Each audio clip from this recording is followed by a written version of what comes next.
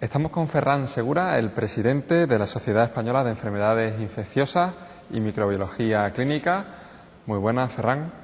¿En España se usan adecuadamente los antibióticos? El uso adecuado de los antibióticos en España es un poco inferior a otros países de nuestro nivel, mucho peor que en los países nórdicos, que tienen realmente unos resultados muy buenos en ese terreno, más parecidos a otros países más próximos, pero en realidad España, dentro de los países occidentales, diríamos, de un nivel económico alto, es un país que está bastante mal situado.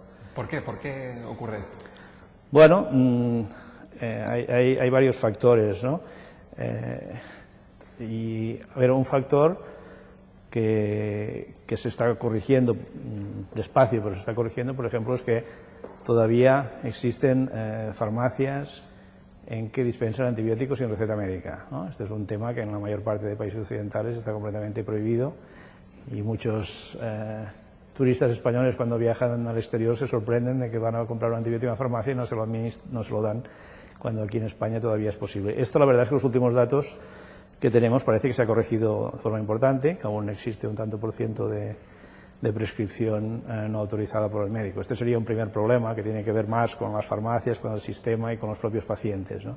Pero los médicos también tenemos culpa en esto. O sea, por ejemplo, pues a nivel de primaria, de la asistencia primaria, de los médicos de cabecera, etcétera, muchas veces, quizá porque no tienen tiempo suficiente para dedicar a sus pacientes, a explorarlos detenidamente, etcétera, pues en casos de duda, de sospecha de infección, sin saber si es vírica o bacteriana, pues a veces, para tener más seguridad, pues se les prescribe un antibiótico que en realidad no sería necesario, ¿no? Porque las infecciones víricas, por ejemplo, que son las más frecuentes, no necesitan antibióticos, ¿no? Este sería otro de los problemas que tenemos.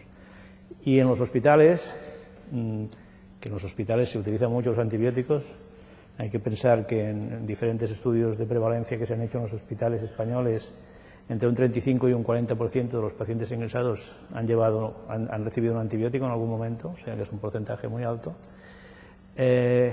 A veces quizá este uso es excesivo, pero más que excesivo, en el caso de los hospitales el problema más bien es de qué tipo de antibióticos se utilizan, ¿no? Porque si tenemos un diagnóstico preciso y utilizamos un antibiótico preciso, el tema se resuelve más rápidamente y con menos efectos secundarios, diríamos. A veces, si no tenemos un diagnóstico preciso, se utilizan lo que nosotros llamamos antibióticos de amplio espectro, y estos no solo son más caros y acostumbran a tener más efectos secundarios, sino que pueden provocar la aparición de resistencias en las bacterias, que después resultan más difíciles de tratar, ¿no? Y el tema de las resistencias bacterianas es un tema central también de nuestro Congreso. En nuestra sociedad tiene expertos muy buenos en este campo, y realmente el nivel de resistencia que tenemos en España respecto a algunos microorganismos es más alto que en otros países europeos. Y esto lo relacionamos mucho con el uso de los antibióticos. Por primera vez se ha reconocido o se va a reconocer la especialidad de enfermedades infecciosas. Supongo que esto es un motivo de satisfacción para la SEIM. Sí, es una gran satisfacción, pero yo, como soy prudente, hasta que no lo vea firmado, mantendremos un cierto grado de prudencia. Es decir, esta es una reivindicación histórica de nuestra sociedad, que la ha defendido durante muchos años, muchas juntas, muchos otros presidentes antes que yo. La verdad es que con poco éxito. Es una especialidad que existe en todos los países europeos y que España es una rareza en este sentido. Hemos intentado defenderlo, pues, por todos los argumentos posibles.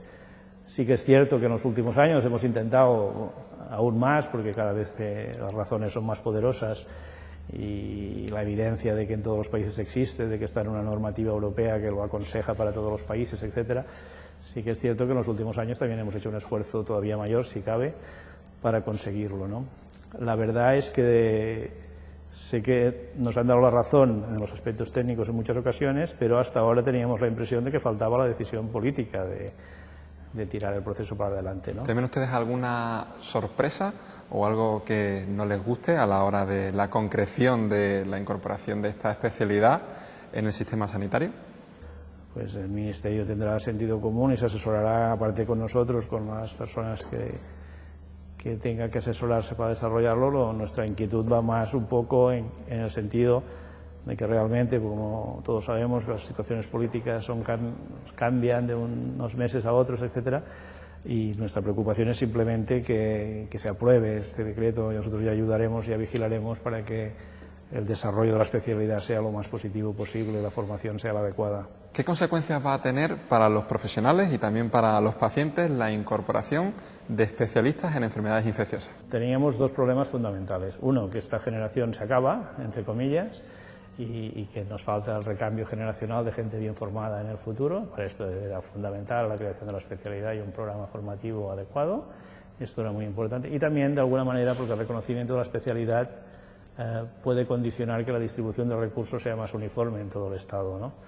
Porque ahora allí donde ha habido voluntad de los profesionales de las administraciones a desarrollar esta actividad, pues las cosas han ido razonablemente bien. En otros sitios pues es que no ha habido estos profesionales o ha podido la administración, las cosas no han ido tan bien.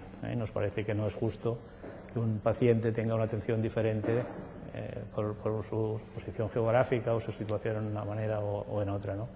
Para los profesionales que ya estamos, hombre, no estaría mal tener un reconocimiento oficial, diríamos, de esta actividad que hemos desarrollado durante muchos años, pero quizá esta no es la parte más importante. La que nos preocupa más es la del futuro, que se formen los médicos jóvenes, por una parte, y que los pacientes tengan una atención más uniforme en todo el Estado.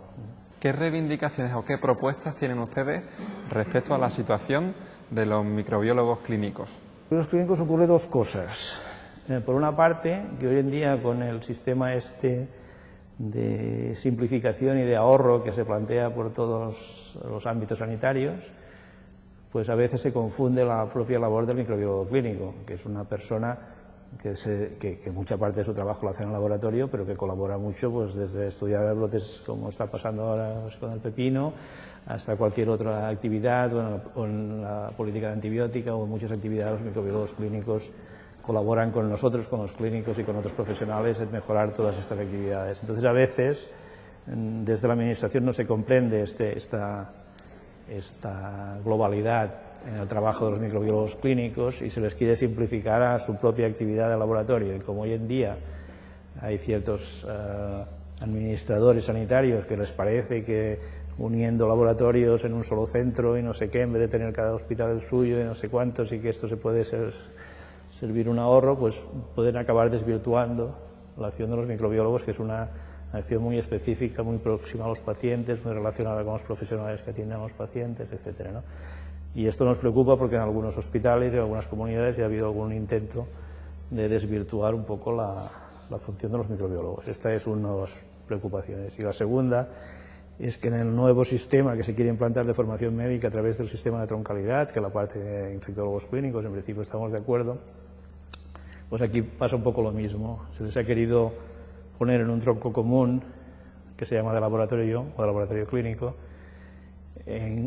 compartiendo un exceso de periodo de formación con bioquímicos, con analíticos, con gente que se dedica a los análisis clínicos y una serie de actividades que tienen muy poco que ver con la microbiología. Entonces, nos preocupa que si esto no se soluciona, la formación de los microbiólogos clínicos actuales, que es de 4 años, pero que ya está desde el principio muy orientada a su actividad, acabe reduciéndose este periodo de formación a 2 años, porque 2 tengan que ser comunes con la bioquímica, etcétera, etcétera, lo cual sería un paso atrás, porque nuestros microbiólogos clínicos actuales están muy bien formados, son muy competitivos en toda Europa, y esto sería una pérdida de formación adecuada de nuestros microbiólogos. Nos preocupa este tema y estamos también con el Ministerio intentando ver si podemos solucionar este asunto.